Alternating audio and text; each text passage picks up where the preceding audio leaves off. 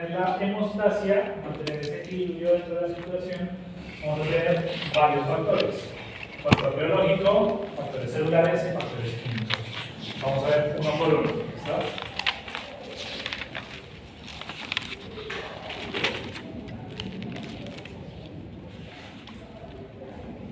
Entonces, de nuevo, esto es lo que pasa de manera generalizada siempre que hay un daño, siempre que hay un daño dentro de la circulación. Pues miren, ¿qué me está mostrando acá? Un daño, un sitio donde hubo una interrupción de las células endoteliales. Entonces, si hay una interrupción de las células endoteliales, ¿qué pasa? Esta ESM, que significa, se llama matriz extracelular. La matriz extracelular del tejido conectivo, del tejido subendotelial, queda libre. Entonces, tenemos recuerden los dos sanguíneos que tenemos: una túnica íntima, una túnica media y una túnica adventicia. La túnica íntima es el endotelio, la túnica media es el músculo liso, la túnica adventicia es un tejido conectivo laxo, que me sostiene el vaso sanguíneo dentro del tejido. En la mayoría de vasos sanguíneos grandes, sobre todo vasos sanguíneos arteriales, debajo del endotelio puede tener un tejido conectivo también. Se llama tejido conectivo subendotelial. ¿Listo? Este tejido conectivo subendotelial va a quedar expuesto. Al quedar expuesto, eso va a ser reconocido por quiénes, las plaquetas. Por las plaquetas. Entonces, siempre que hay un sitio de unión, el primer mecanismo compensatorio para un daño endotelial y que se presenta una hemorragia va a ser vasoconstricción. ¿Listo? Primero va a haber vasoconstricción, después la hemostasia primaria. La hemostasia primaria. ¿Qué es la hemostasia primaria? La activación de las plaquetas. La activación de las plaquetas. Esto de nuevo es una cadena muy general. Tengo una pregunta. Es que cuando nosotros vimos esto en fisiología, si no estoy mal, yo me acuerdo que la hemostasia primero, la primaria, llegaba más que todo la endotelina 1, que era la que ayudaba a hacer la vasoconstricción. Entonces, estoy un poco perdida. O sea, primero llegan las plaquetas o la endotelina ya es otro. O... Plaquetas siempre están pasando ahí, Okay. siempre están en la circulación. Pero Entonces vamos a ver cómo fluyen las plaquetas, cómo fluyen los glóbulos rojos y cómo fluyen los glóbulos blancos. Pero en el momento en el que hay un daño vascular, las células endoteliales inmediatamente activan vasoconstricción, no solamente endotelina, también adrenalina. Entonces siempre pasa, siempre que una hemorragia, no han visto cuando la gente se pelea, normalmente cuando digamos, dos personas se agarran en la calle, están que le dan puños a la persona, ¿en qué momento empieza a sangrar esa persona? Después, cuando ya está o cuando está inconsciente en el piso, o cuando ya rebajó el adrenalina. La adrenalina, ¿qué hace? Como hace vasoconstricción periférica y vasodilatación en ciertas partes del cuerpo, pues el músculo de la piel va a hacer vasoconstricción y cuando ya la persona se calmó, pues ahí empieza a sangrar. Entonces, inicialmente cuando hay un daño siempre va a haber vasoconstricción. Los factores vasoconstrictores ya los vamos a ver. Si es la endotelina 1, si es uno. Pero hay varios, no solamente este. Entonces después eso no es hemostasia como tal. La hemostasia primaria solamente es la activación y agregación plaquetaria. Solamente eso. Activación y agregación plaquetaria. Que significa que las plaquetas que están desactivadas se activan y se pegan al sitio de unión, al sitio de lesión, perdón. Aquí esto lo vamos a ver paso a paso. Después de que se activa y se crea ese tapón plaquetario, entra la hemostasia secundaria. La hemostasia secundaria, que es la activación de los factores químicos. Necesito que eso les quede claro. La hemostasia primaria y la hemostasia secundaria. La primaria son mediada por plaquetas, la secundaria es mediada por factores químicos.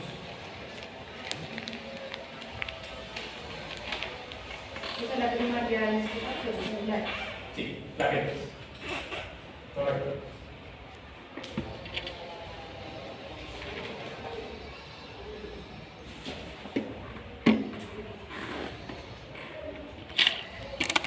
Finalmente, cuando ya se forma como tal un tapón compuesto, o sea, compuesto por plaquetas y por factores químicos, eso ya es un coágulo completo.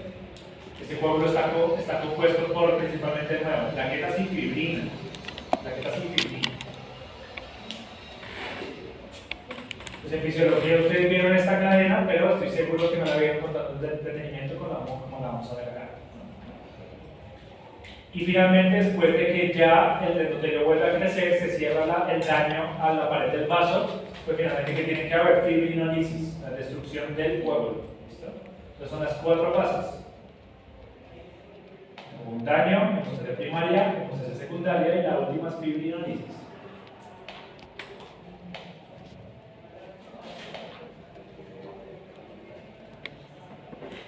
Entonces, ¿qué tiene que ver todo esto? Porque todo esto es lo que está influenciado por varios aspectos. Si hay una alteración con los factores químicos, hay una alteración con los factores celulares, hay una alteración con los factores biológicos, y eso me va a alterar la hemostasia. ¿Listo? Entonces, antes de empezar a hablar con las alteraciones, vamos a hablar de los factores reológicos. Entonces, ¿qué es la reología? La reología es como fluyen un líquido en una estructura tubular. Eso es la reología. ¿Cómo fluye un líquido en una estructura tubular?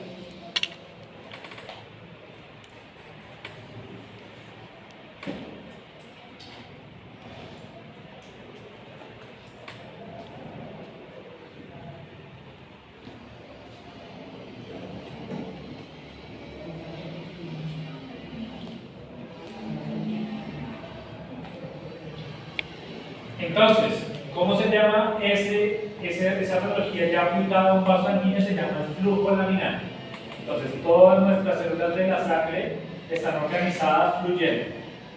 ¿Por qué se llama flujo laminar? Porque las células se organizan en capas. ¿Qué significa eso?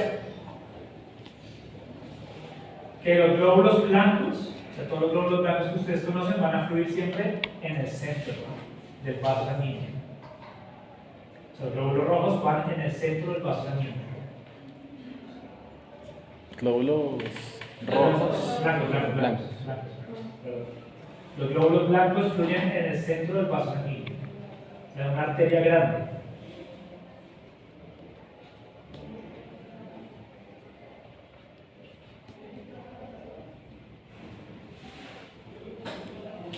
Los glóbulos rojos, ¿dónde van a fluir? Alrededor de los glóbulos blancos, o sea, en la periferia. Los glóbulos rojos blancos en el centro, glóbulos rojos en la periferia.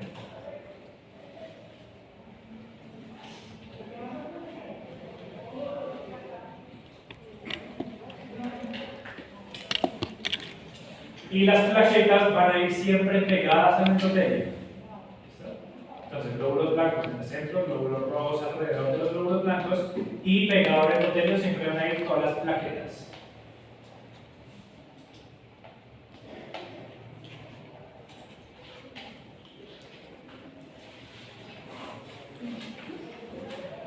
¿Qué otra cosa está pegado al endotelio? También el plasma. ¿Listo? Entonces, plaquetas y el plasma como tal.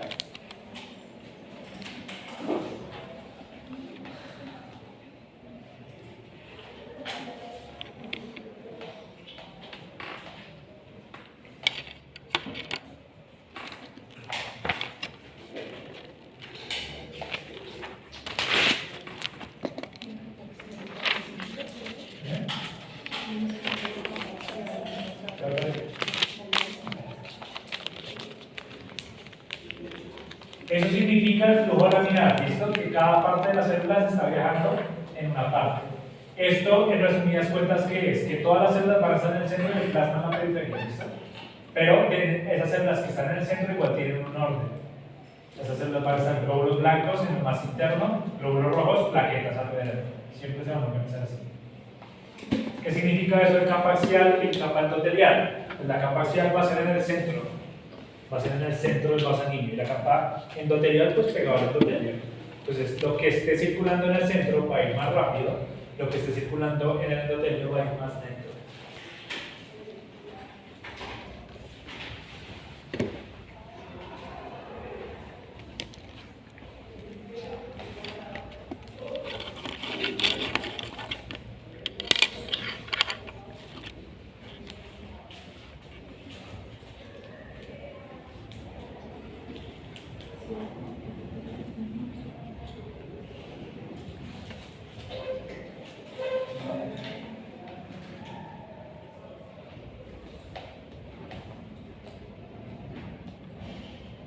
¿Listo? Hasta ahí claro, eso es lo normal.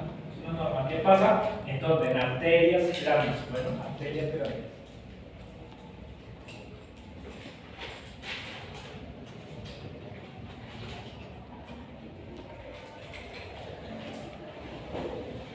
Ahora, ¿qué pasa en los capilares?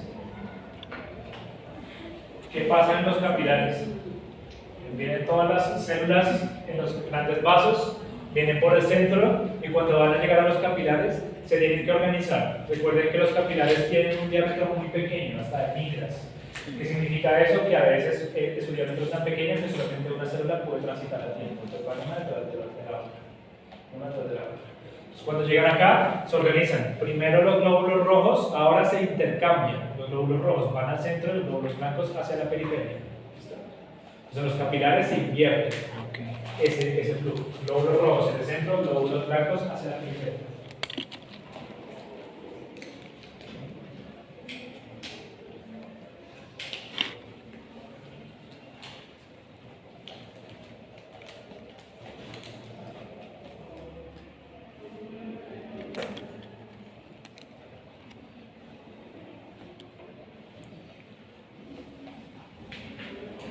En patología clínica, cuando ustedes vean un animal que está extremadamente deshidratado, hay un hallazgo que dice que se llama efecto Rouleau aumentado. No sé si lo han escuchado alguna vez. Que son en pila de moneda, que son eritrocitos en pila de moneda. Ese efecto Rouleau en verdad es un efecto fisiológico y siempre va a suceder acá en los capilares. Entonces los eritrocitos, los glóbulos rojos, siempre tienen que ir así, en pila de moneda. O sea, siempre hacen un efecto Rouleau transitorio para circular por medio de los capilares sanguíneos. ¿Listo? Entonces eso es algo que sucede de manera normal. Finalmente, ¿qué pasa? Miren, salen a un vaso postcapilar o una válvula postcapilar y se vuelven a organizar. ¿Listo? Se vuelven a organizar. Glóbulos rojos en la periferia, glóbulos blancos en el centro. Ahora, ¿ustedes por qué creen que las células fluyen así? Así, los glóbulos blancos en los capilares salen al exterior y los glóbulos rojos en el interior, en el centro. De pronto, no sé, por lo Uno que... por el intercambio, ¿qué otra cosa? Sí. O sea, como son glóbulos blancos, tienen que estar saliendo, ¿no? Tienen que salir de la... Los glóbulos blancos tienen que estar saliendo a los tejidos, ellos salen de manera permanente a los tejidos para supervisar qué agentes patogénicos hay por acá. Entonces se intercambian aquí para poder salir más fácilmente a la altura de las redes vasculoterminales. Entonces esa es la explicación principal. Los glóbulos rojos pasan por el centro de uno para ser protegidos. ¿Por qué? Porque es una célula extremadamente importante que lleva oxígeno, ¿no? Entonces tiene que ir por el centro para que haya el traspaso. Recuerden que los glóbulos rojos, el oxígeno sale por gradientes de concentración, o sea, difusión pasiva. El oxígeno y el dióxido de carbono se intercambian por difusión pasiva. No necesitan ningún transportador de membrana. No es un proceso activo, es un proceso pasivo. Eso significa que el oxígeno sale y entra como se le dé la gana. ¿Listo? Pues así es como fluye normalmente.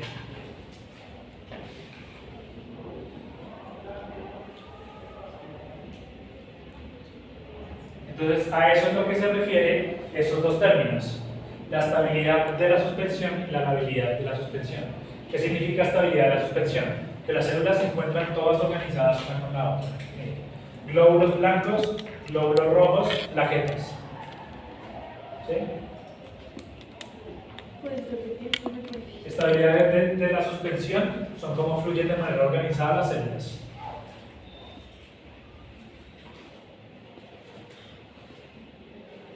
Eso es lo que se refiere a la suspensión estable de la sangre. No sé si alguna vez han escuchado ese término, muy específico, pero es un nombre en ciertos artículos. Entonces, la suspensión estable de la sangre se refiere a esto, que todos sus componentes se encuentran organizados. Glóbulos blancos en el centro, glóbulos rojos, plaquetas, cerca del endotelio.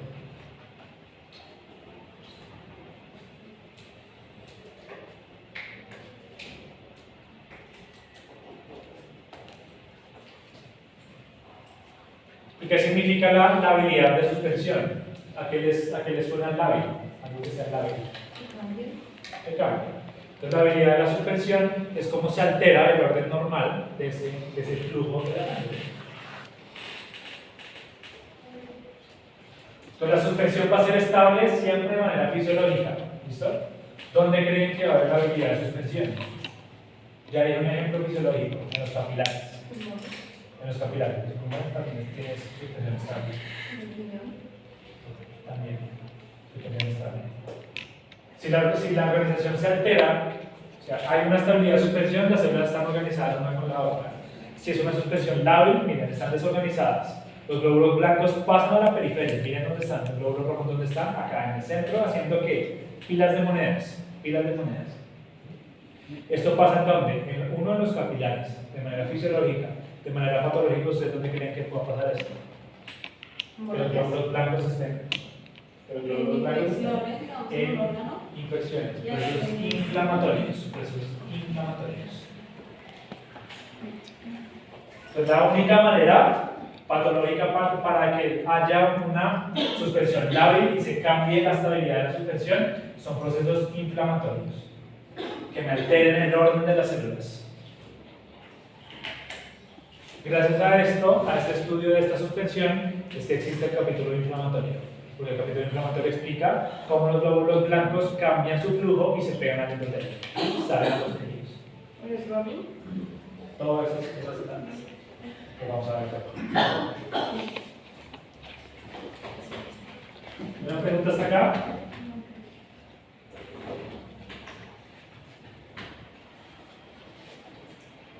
¿No? Habían dicho que pues, cuando vimos en inmunología nos mencionaron que el bulbo era como un equinos. Ojalá se veía abundantemente en equinos. Ellos tienen muchas redes vasculares terminales, más que el resto de especies. Por eso. Entonces, ¿cómo? Porque ellos tienen muchísimas redes vasculares y se trabaja la sangre en sangre periférica. Entonces, como está en sangre periférica, pues los eritrocitos siempre van a salir así circularmente. Es por eso. Y eso fue los factores biológicos. ¿No? Ténganlos en cuenta, porque eso van a entrar después cuando hablemos de las alteraciones hemostáticas. Ahora estos son los factores celulares. ¿Listo? De la coagulación.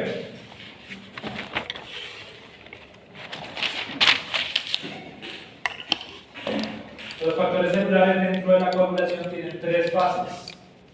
Tienen tres fases. La primera es la activación y adherencia plaquetaria.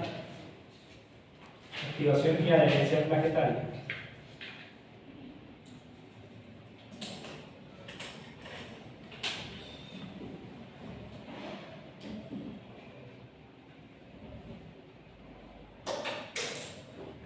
El segundo son las producción de factores plaquetarios.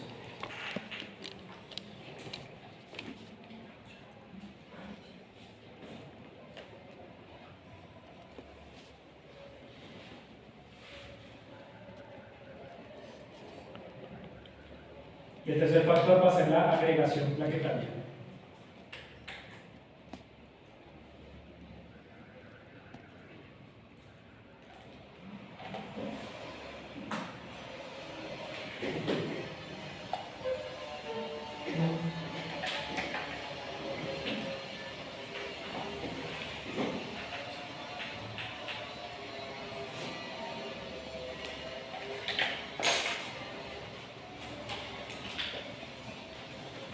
Esta diapositiva que está acá me resume prácticamente todo lo que está pasando molecularmente dentro del vaso sanguíneo.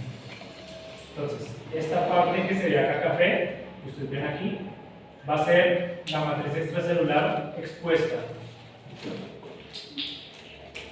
Ahora, ¿les enseñaron o no en histología, cuando vieron cardiovascular o sobre las células endoteliales?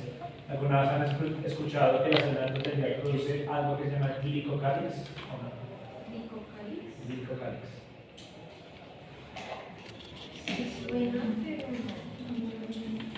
Bueno, el glicocálix son unas sustancias proteicas que protegen al endotelio. El endotelio es el encargado de producir esas moléculas. Son proteínas, carbohidratos que me protegen a la célula endotelial de lo que esté fluyendo, del flujo. ¿Por qué? Porque la arteria, cuando el corazón se contrae y sale toda la sangre, si no hay algo que proteja a la célula endotelial, pues se muere por la fuerza con la que sale la sangre, ¿cierto? Entonces ellos producen una cantidad de moléculas que se llaman, bueno, una cantidad de proteínas y carbohidratos y grasas que me forman una estructura llamada glicocálix. El glicocálix me protege de la célula endotelial de fuerzas de fricción y de agentes extraños.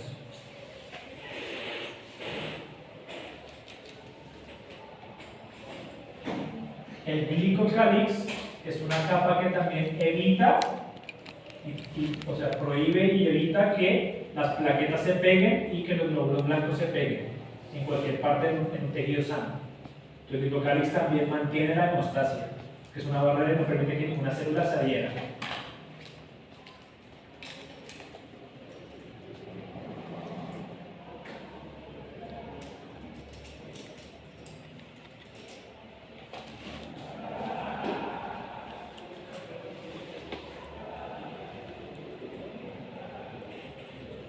Pero entonces el glicocálix solo funciona con células, o sea, que no salen las células. O sea, el glicocálix solo evita que se adhieran las células Exactamente.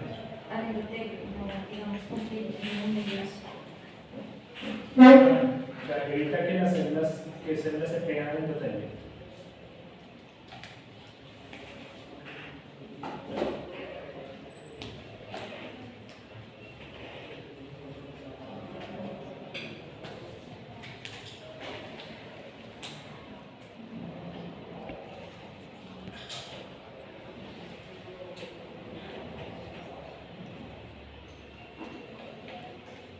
Eso es muy complejo, ¿no? Eso el glicocálix es un tema tensísimo. Mira acá.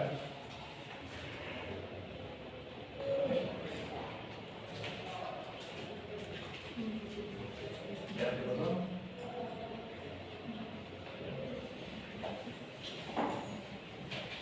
Este es el endotelio vascular. Estas que están acá abajo son las células endoteliales. Debajo voy a tener una matriz extracelular. Aquí arriba, miren, tengo una cantidad de sustancias. El hialuronato, el controinsulfato, el panosulfato, todas estas sustancias. Por allá se han nombrado histolonías si acaso se las nombraron. Pero estas son sustancias que me forman una matriz extracelular. Estos no son carbohidratos, estos son proteínas. El endotelio, ¿qué hace? Miren, las secreta y forma una capa protectora. ¿Para qué? Para que los glóbulos rojos y los leucocitos no se me puedan ir a la célula endotelial. Porque si no hubiera glicocálix, viene un glóbulo blanco y coge ese viene acá y se queda ahí pegado. O una plaqueta viene y se queda acá pegada y se empieza a agregar más plaquetas y se me forma que un trombo. Entonces el glicocálix, ¿qué hace? Evitarme que se me altere el flujo normal de la sangre. Entonces, ¿por qué coloco eso tan complejo? Ignoren todas estas moléculas, no son necesarias ahorita en inflamatorios, sí, pero esto simplemente es una capa que protege el endotelio vascular, ¿vale? Este glicocálix lo tienen que destruir los leucocitos cuando hacen la migración.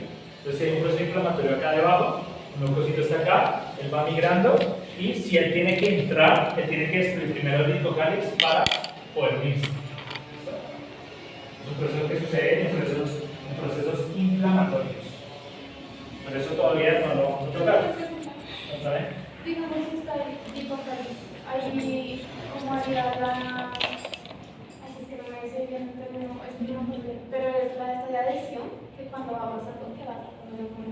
Por eso primero es la primera, el endotelio se activa, destruye su propio glicocálix para que la proteína quede expuesta. Ah, ok, y ahí sí Ahí sí la sería, adhesión. Ah, ok, exactamente. eso me preguntaba dónde estaba la adhesión. ¿Por qué? Porque hay mutaciones puntuales también en enfermedades en humanos.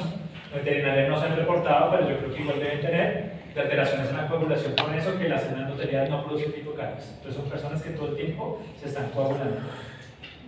¿Listo? Entonces, ¿qué pasa? En la primera parte vamos a tener fase de adherencia plaquetaria de nuevo, fase de secreción de factores químicos, la tercera, la fase 3, que es la agregación plaquetaria. La agregación plaquetaria también, ¿cómo se llama? Se llama estabilización del coágulo. Estabilización del coágulo. Entonces, ¿se alcanzan a ver todas estas moléculas que hay por aquí? Estas moléculas, siempre que ustedes escuchen GP, significa glicoproteína. Glicoproteína.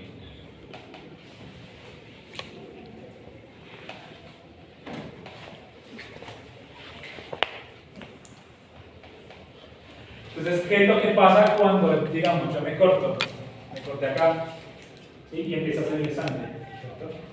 ¿Qué hice? Un daño en la pared del vaso. Si un daño en la pared del vaso, pues el endotelio está discontinuo. Si está discontinuo, donde está sostenido, o sea, la matriz extracelular de esa célula endotelial va a estar expuesta. Dentro de la matriz extracelular de esa célula endotelial hay un factor que es reconocido por las plaquetas. ¿Cuál? El factor de von Willebrand. Entonces, ¿qué es lo que pasa? Hay un daño endotelial, hay exposición del factor de von Willebrand. ¿Tienen un marcador para escribírselo? Sí, por favor. Creo que. Ese hombre.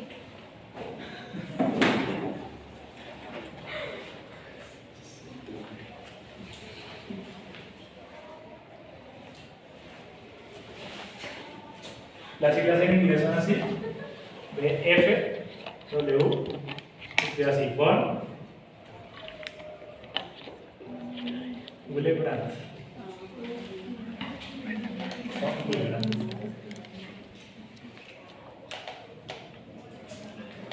Acá para que no quede otro lado. Von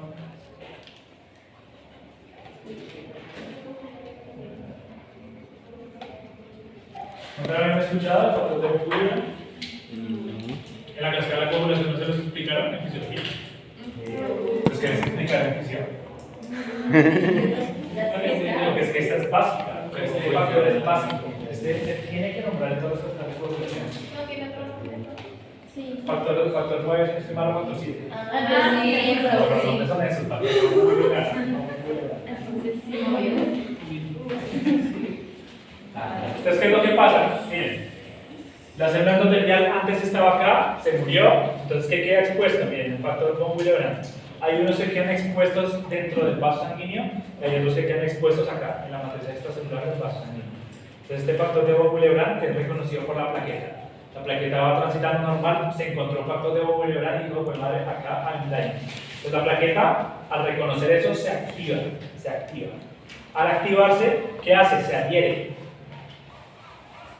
Recuerden que acá hay un daño. Si el factor von Willebrand está expuesto es porque hubo un daño. Entonces la plaqueta se va a agregar al sitio donde hay daño.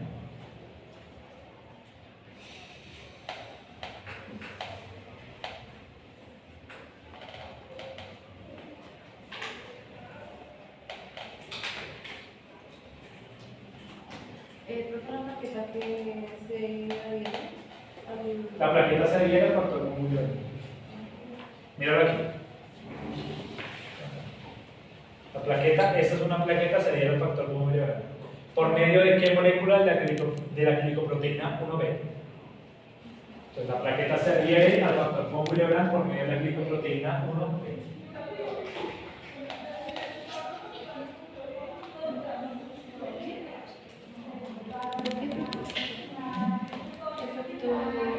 Se une al factor von Willebrand por medio de la glicoproteína 1B.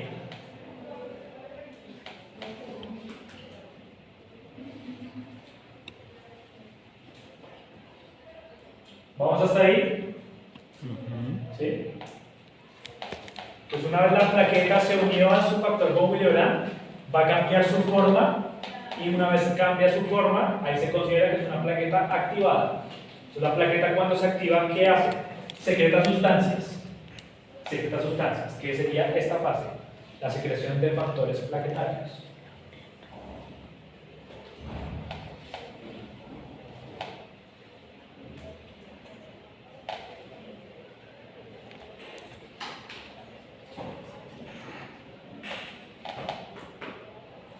¿Cuáles factores plaquetarios produce la plaqueta como tal? Estos que ustedes ven aquí. Primero, tromboxano A2. Tromboxano A2.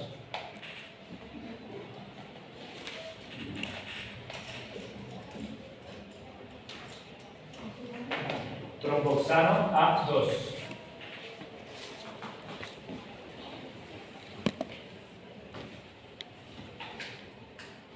Esto es ADP, adenosina difosfato, ADP.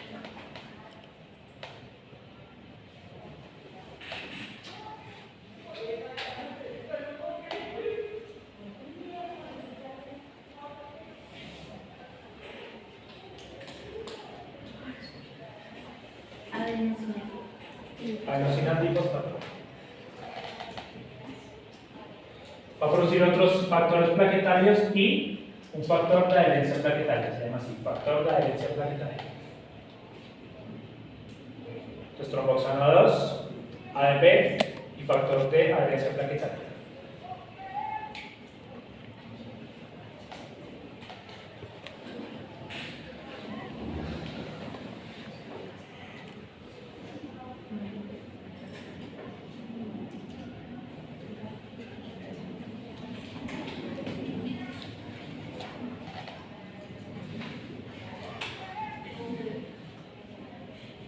De nuevo, miren acá, tromboxano 2, ADP.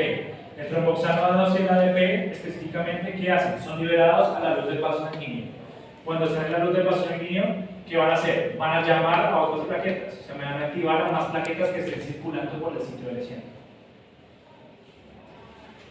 Entonces, el ADP y el tromboxano 2 me activan otras plaquetas.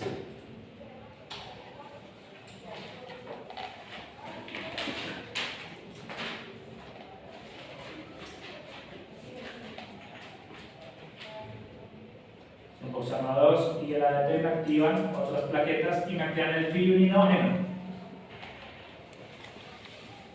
Me activan el fibrinógeno.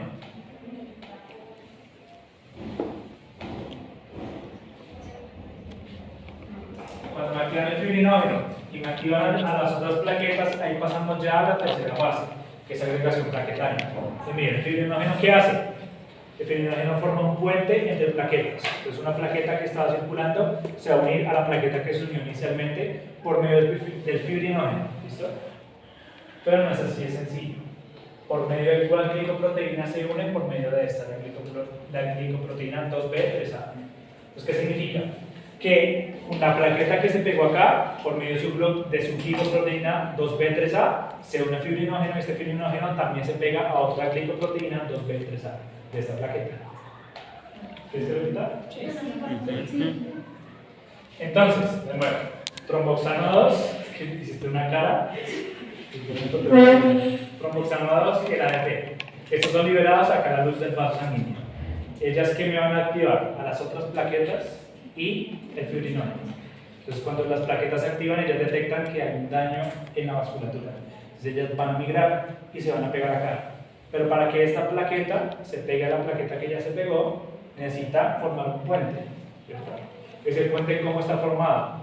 Por la unión entre el fibrinógeno, que viene este fibrinógeno, con la glicoproteína 2B3A. Entonces acá miren, hay una plaqueta, acá está su glicoproteína 2B3A, una molécula de fibrinógeno, otra molécula de glicoproteína 2B3A y aquí está la otra plaqueta. Entonces, esa es la agregación plaquetaria. 2B3A.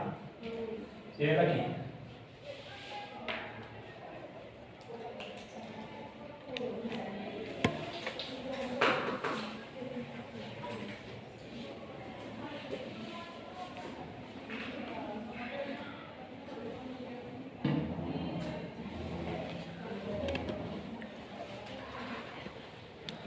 ¿Me siguen hasta ahí o no? ¿Alguien quiere explicar eso de nuevo para ver si lo entendieron o señaló algo?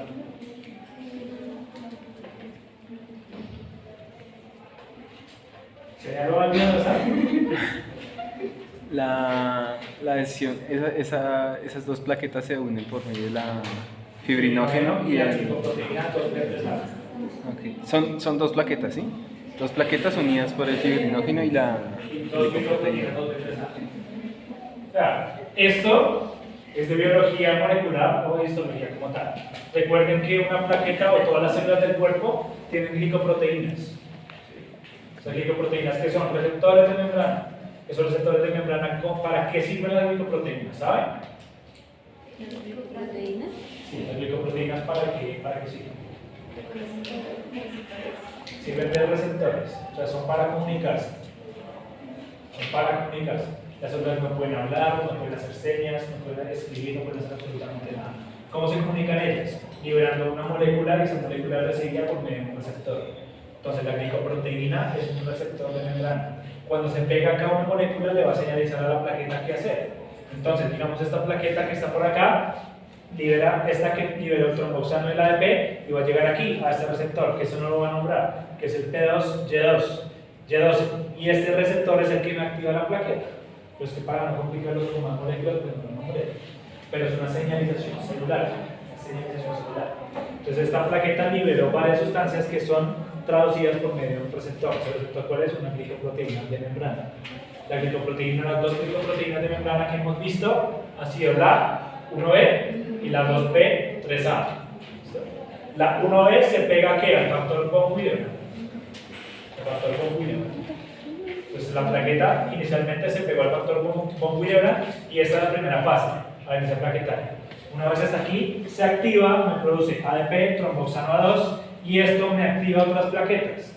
Esas plaquetas activadas se unen a la plaqueta inicial por medio de un puente entre el fibrinógeno y la glicoproteína 2B3A. ¿Sí?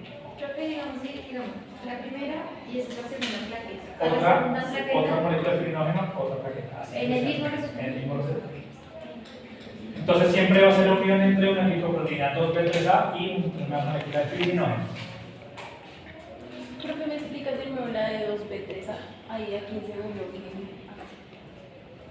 Se libera otro tromboxano 2, ADP. Esto sale al vaso sanguíneo. Llega a una plaqueta. Y estas moléculas activan esta plaqueta.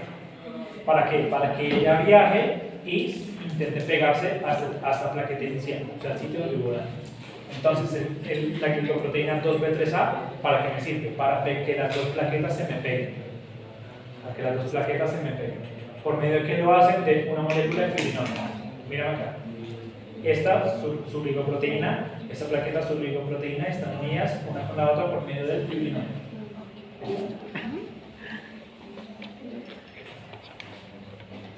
¿No está quedando claro? Me tienen que preguntar. Es de pena. ¿Profe? Decir lo que tengo anotado es una Claro.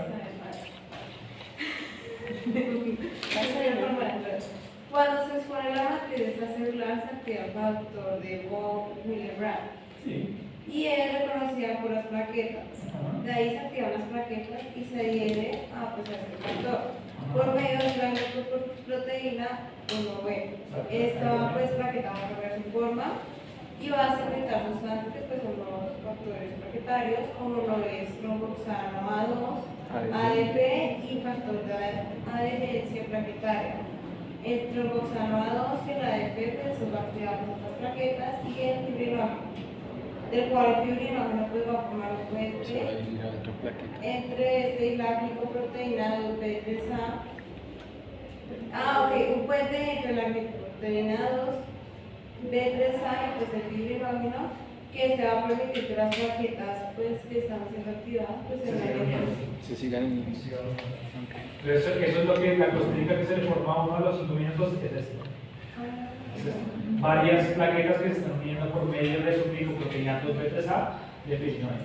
Por eso es que es tan fácil de deshacer. Es que cuando uno tiene una costra, uno coge con una uña y hace así, se levanta súper fácil. Esa herencia no es tan fuerte, porque esto que es hemostasia primaria. ¿Listo? Entonces miren acá. Estos gránulos, ¿dónde van a estar? Van a estar dentro de la plaqueta. Miren la cantidad de moléculas que produce la plaqueta.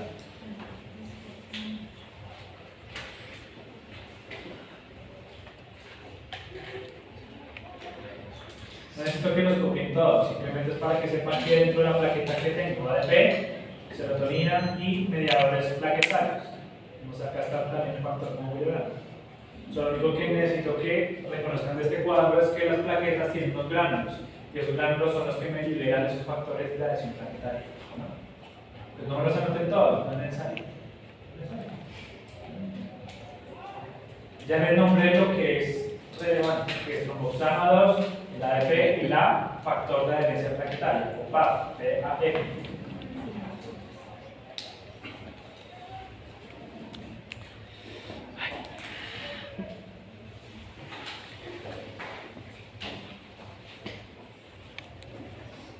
¿Listo?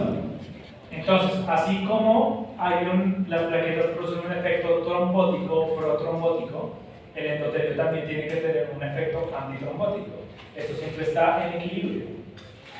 O sea, es que las plaquetas todo el tiempo están produciendo estas sustancias, así no haya un daño endotelial. Entonces, ¿qué pasa? El endotelio tiene que producir unas moléculas para contrarrestar eso. Si no produce esas moléculas, ¿qué pasa? Pues se coagula, la sangre se coagula. Y miren acá. Esto es lo que pasa normalmente, miren.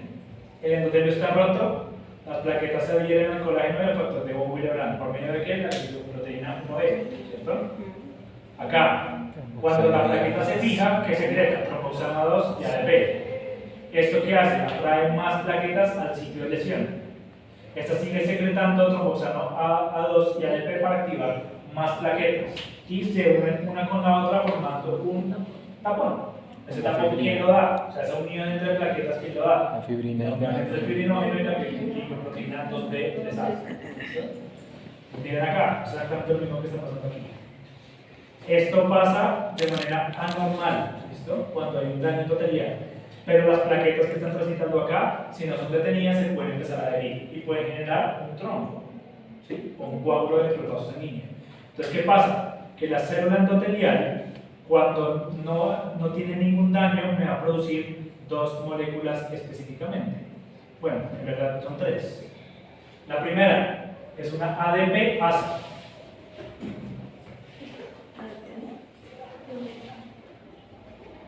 ADP asa. Recuerden que el asa siempre significa que es una enzima. Esa es la endotelio. Entonces la plaqueta libera ADP y la célula endotelial libera ADP asa. ¿Para que liberara ADP asa? Para romper el ADP y que no haya coagulación.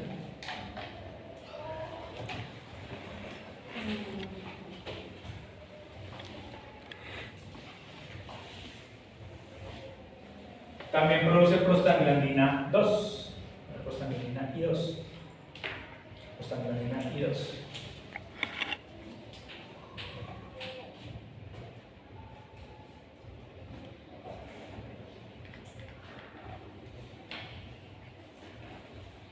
Y la última es el óxido nítrico.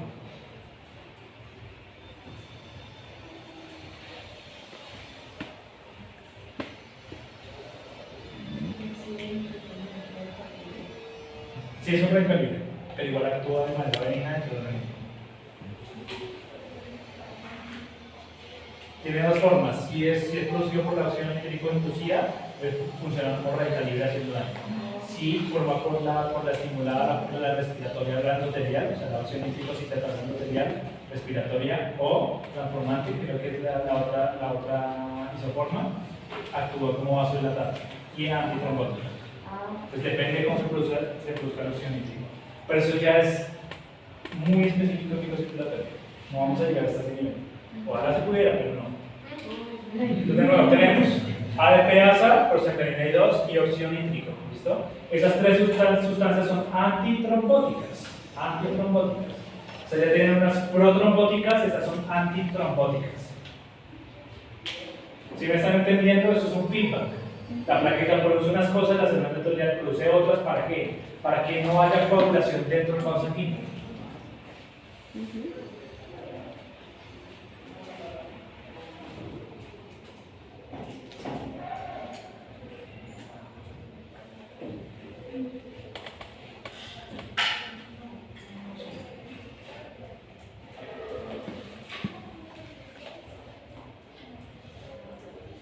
¿Listo? De nuevo, miren, daño endotelial. ¿Qué está expuesto? Las fibras de colágeno en un endotelio dañado, por lo tanto el factor von Willebrand también va a estar afectado, va a estar expuesto. ¿Qué hacen las plaquetas? Miren, ellas van fluyendo ¿dónde? Por la estabilidad de suspensión, las plaquetas van pegadas aquí, al endotelio. Entonces ellas ¿qué hacen? Reconocen el factor de von Willebrand. Y cuando lo reconocen, ¿qué hacen? Se pegan. Se pegan. Entonces las plaquetas se pegan por medio de su glicoproteína 1B al factor von Willebrand. ¿Qué hacen? Producen sustancias acá, liberación de ADP, tromboxano 2, somatostatina, esa no la vamos a nombrar, esta es serotonina, calcio, factor 1, eso lo vamos a ver después. Las más importantes es ADP, tromboxano 2 y factor de adherencia plaquetaria, eso los nombré. Esas moléculas que hacen, miren, las liberan al exterior para reclutar más plaquetas que estén circulando. Esas plaquetas que hacen, se van a pegar. ¿Por medio de qué? Por medio de glicoproteína 2B3A alfilinógeno. Entonces eso es lo que hemos explicado hasta el momento, con diferentes esquemas para que los entiendan mejor. ¿Listo? El endotelio dañado reconoce y deja libre el factor de bombulio grande. Un endotelio sano está produciendo prostaglandina 2, un óxido nítrico y ATPasa para mantener la hemostasia. Entonces en todos los vasos sanguíneos de nosotros el endotelio vascular está todo el tiempo produciendo esto para que no tengamos trombos. En el momento en el que eso falle, se forma un coágulo de flujo sanguíneo. ¿Está bien?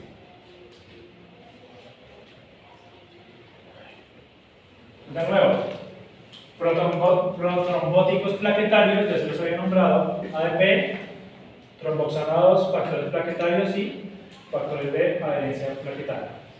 Factor de adherencia plaquetaria. Ahí están todos de nuevo. Glicoproteína 2B3A se une a una molécula de fibrinógeno y aquí se está pegando esta plaqueta.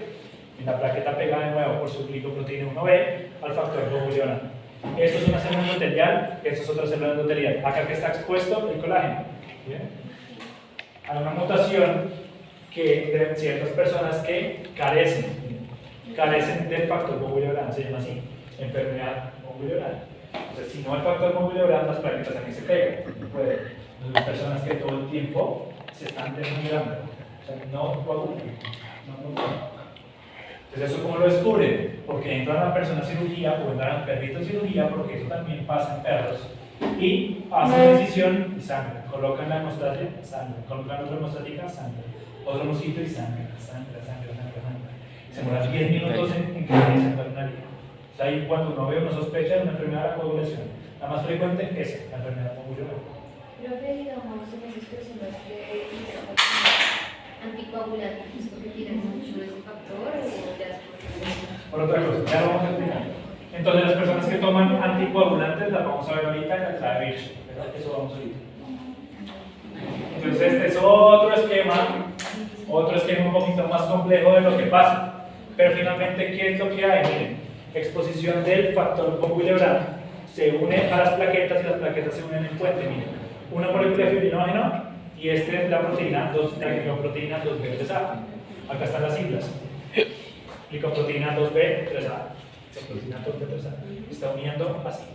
Se están uniendo una con la otra por medio de esas glicoproteínas. Es lo que hemos explicado hasta el momento. Esta solamente es la primera fase. Esta es la hemostasia primaria. O sea, es un coágulo temprano. O sea que ustedes pueden y se retiran así. Un coágulo temprano. Ahora vamos a pasar a la siguiente fase. Bueno, antes de eso, recuerden esto. No sé si se nos mostrarán en fisiología. Pero esta es la cascada del ácido araquidónico. La cascada del ácido araquidónico. ¿El ácido araquidónico dónde está? En la partícula. Sí, Más en el centro. El ácido araquidónico es una menina. El ácido araquidónico. El ácido araquidónico está en todas las membranas celulares de todas las células del cuerpo. Entonces, todas las células que tenemos en el cuerpo tienen ácido araquidónico como parte de su membrana citoplasmática. Entonces, ¿qué es lo que pasa?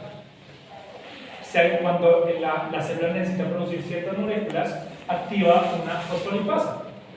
Entonces, la fosfolipasa llega aquí al ácido araquidónico y esa fosfolipasa destruye a los fosfolípidos. La fosfolipasa se activa, destruye los fosfolípidos y esos fosfolípidos se transforman en ácido araquidónico. Llegan otras dos enzimas, se llama la ciclooxigenasa y la 5-lipooxigenasa. Entonces, la ciclooxigenasa destruye este ácido araquidónico y ¿qué lo transforma? Miren, en prostaglandinas. Prostaglandina G2, prostaglandina H2. Esta prostaglandina H2 después de que se transforma en la prostaciclina 1, 2 y en el tromboxano A2. Entonces, ¿por qué les estoy mostrando esta cascada? Para que sepan de dónde viene el tromboxano A2. El tromboxano A2 viene de la cascada del ácido araquidónico. ¿Por qué tienen que conocer esa cascada? Si no se la quieren aprender acá, tranquilos, que se las van a tener que aprender en farmacología. ¿Por qué? Porque los esteroides y los antiinflamatorios no esteroidales actúan acá. Los AINES actúan aquí, en la simple oxigenasa. COX-1, COX-2 inhibidores, que esos son los antiinflamatorios no esteroidales. Y los corticoides, que a veces lo coloca la gente, actúan acá a nivel de la fosfolipasa. De nuevo, si no se lo van a aprender acá, son las terminar aprendiendo en fármaco. Pero esta cascada es supremamente importante. O sea que si uno está tomando corticoides y llega a tener una hemorragia, podría tener problemas de coagulación. Totalmente. ¿Por qué? Porque no estás inhibiendo la producción de trombosanas.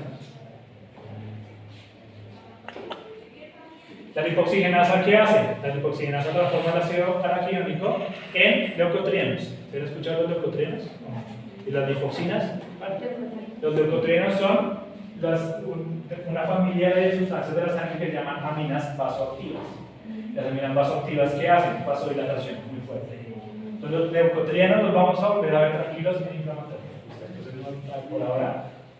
¿Esto por qué lo coloco acá? Para que vean de dónde sale el trombosano 2 y dónde sale la prostaglandina. Entonces miren, la célula endotelial que producía prostaglandina, ¿cierto? Para inhibir a la plaqueta. La plaqueta que produce tromboxano para inhibir a la célula endotelial. Entonces miren que ambas moléculas vienen de una misma vía metabólica. Todo ese proceso ocurre dentro de las... Dentro de la célula. O sea, dentro de una plaqueta o dentro de una célula endotelial. Y eso es liberado al exterior. Y ahora vamos a la parte chévere de esto, que es los factores químicos de la coagulación.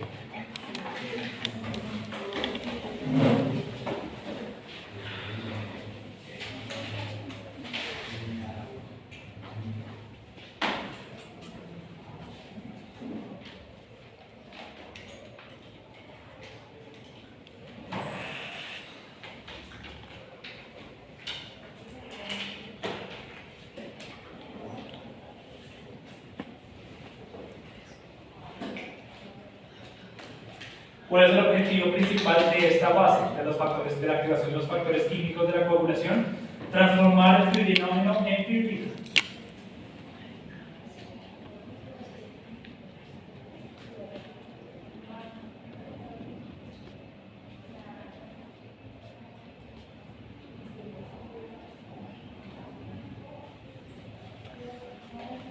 Entonces, de nuevo, ¿para qué sirve la activación de los factores químicos o para qué se hace? Para poder transformar el fibrinógeno, que es solamente forma un puente débil, pero ahora van a formar un puente fuerte, que es la fibrina. Entonces, transformar el fibrinógeno en fibrina. ¿Por medio de quién? De la trombina. De la trombina. Entonces, activar el fibrinógeno, convertir el fibrinógeno en fibrina. ¿Por medio de quién? De la trombina. Desafortunadamente la trombina está siempre desactivada. ¿Y cómo está desactivada? En forma de protrombina. Entonces la cascada de la coagulación es eso, transformar la protrombina en trombina para que la trombina transforme el fibrinógeno en fibrina. Repetirlo. Entonces, iba parte por parte, por eso, para que el principal objetivo es que el fibrinógeno se me transforme en fibrina. Sí. Eso por medio de quién lo hace, de la trombina. Que no está activo. Pero la trombina no está activada, no puede estar libre por la circulación nunca. Entonces la trombina está como protrombina. Como protrombina.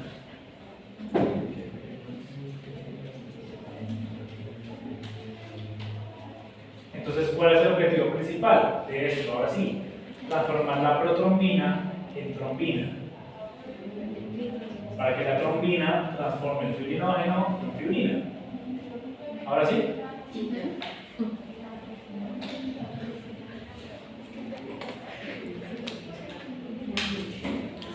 Ok.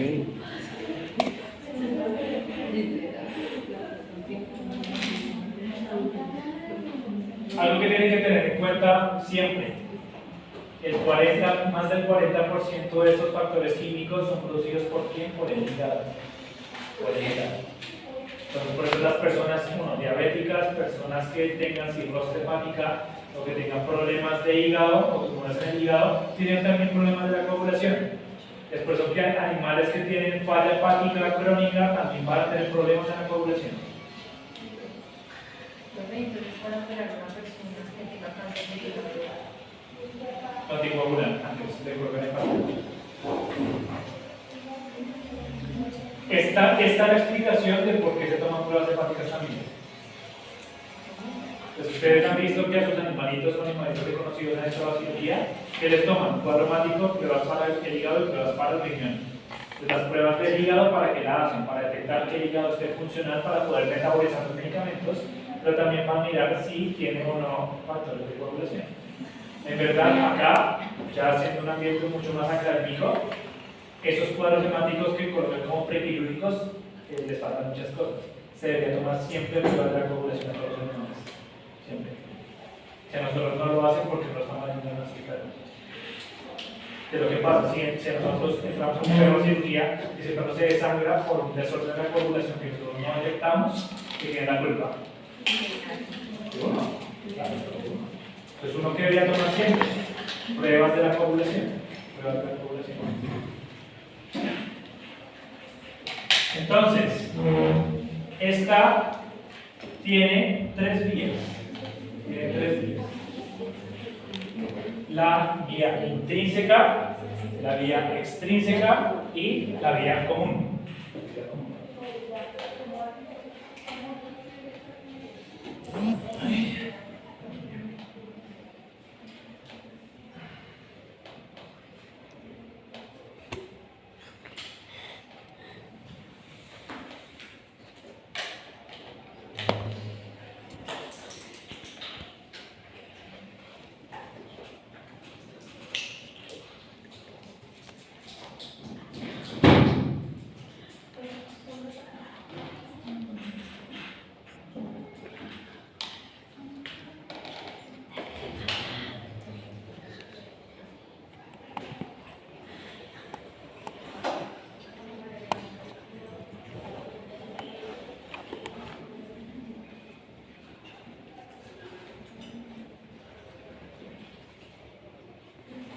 ¿Listo? ¿Cómo se activa la vía extrínseca? ¿Por qué significa extrínseca? Porque es por fuera del vaso sanguíneo. Entonces, la principal causa por la cual se me active la vía extrínseca va a ser daño endotelial.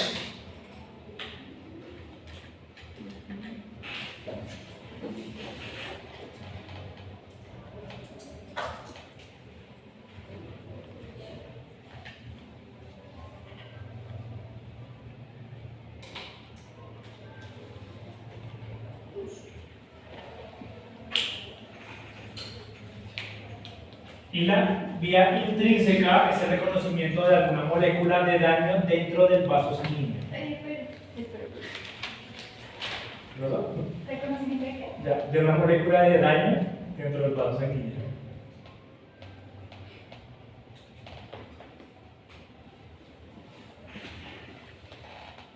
Entonces, de nuevo, extrínseca, daño endotelial. Intrínseca, reconocimiento de una molécula de daño dentro del vaso sanguíneo. ¿La extrínseca qué, profe? Extrínseca, daño endotelial.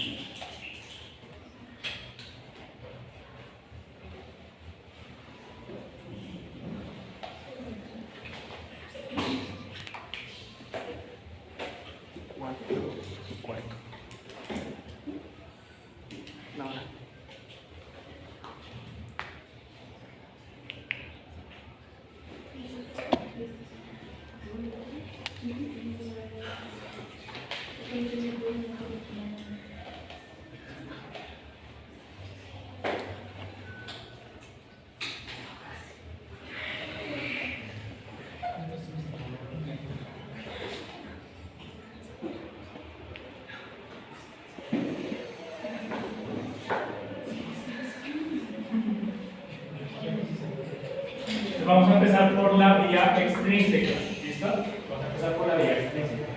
¿Cuál es la cascada de la vía extrínseca?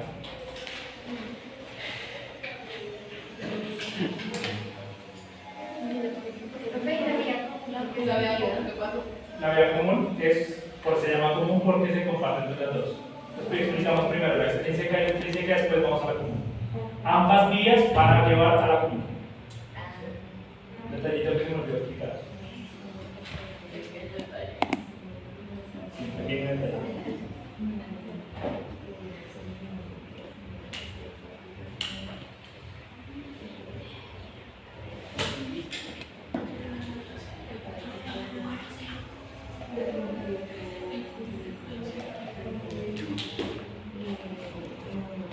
Entonces, de la vía intrínseca, ¿les dije qué moléculas activan esa vía o no? Bueno, agentes virales La extrínseca. de la intrínseca. Intrínseca.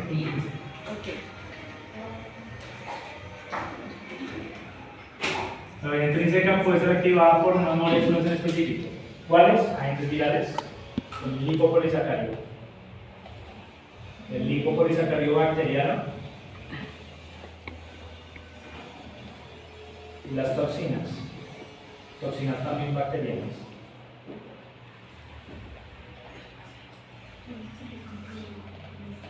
¿Me recuerdan qué es el lipopolisacárido?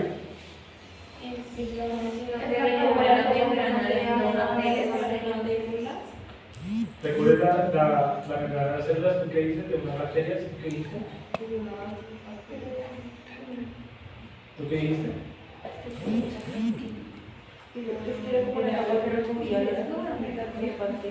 ¿Cuáles bacterias? Las gram negativas. Las gram negativas. O sea, solamente las gram negativas tienen lipopolisacárido. ¿Por qué? Sí, solamente tienen lipopolisacárido. Las gram positivas tienen el ácido teicoico y el lipodicoico, que tienen la misma funcionalidad que las gram negativas. Pero las bacterias gram negativas, recuerden que carecen en su mayoría de una capa bien desarrollada de peptidoligano. Entonces, ¿qué tienen? En vez de eso, tienen dos membranas celulares, una externa y una interna. La interna está formada por LPS, o sea, el lipopolisacárido. Cuando la bacteria gram negativa se muere, pues el lipopolisacárido se activa, es liberado al exterior. El lipopolisacárido es tan grave que esté en circulación sanguínea que cuando reconocía desencadena el shock. Entonces el lipopolisacárido es reconocido por la vía intrínseca. Esa vía intrínseca, al reconocer ese lipopolisacárido, puede activar también la coagulación. Es por eso que no sé si han escuchado, pero en sepsis o en shock, ¿qué hay? Coagulación intravascular diseminada, que lo vamos a ver igual ahorita. Si no lo han escuchado, lo vamos a ver tranquilos. Entonces, inicialmente, vía extrínseca. La vía extrínseca, ¿qué es? Un daño tisular. Un daño tisular.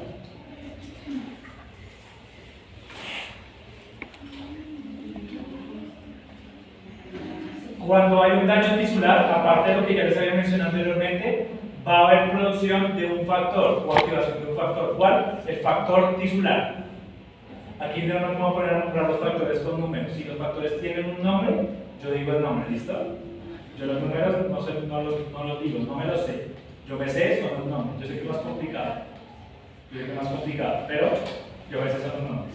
Entonces, cuando hay lesión endotelial se activa un factor. ¿Cuál? El factor tisular o la tromboplastina tisular.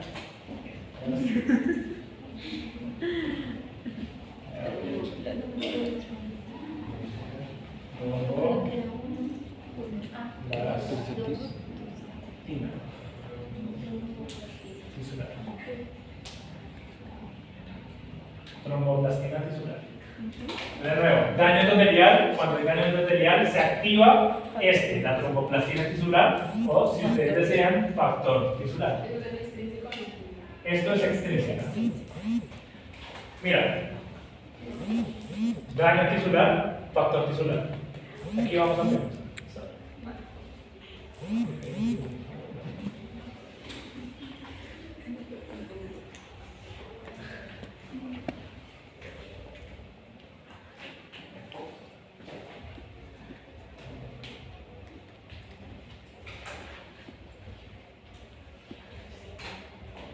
¿Qué hace el factor tisular? El factor tisular activa al factor 7.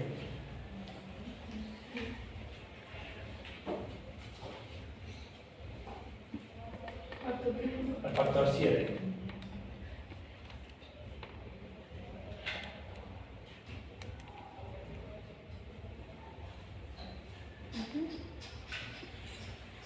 Entonces se vuelve un complejo. Entonces el factor tisular se une con el factor 7 activado.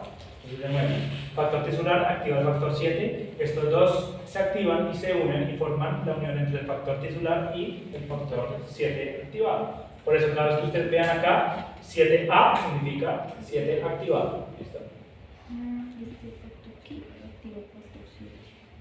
O sea, factor tisular activa el factor 7. El factor 7 se activa y se une al factor tisular. Y quedan los dos unidos.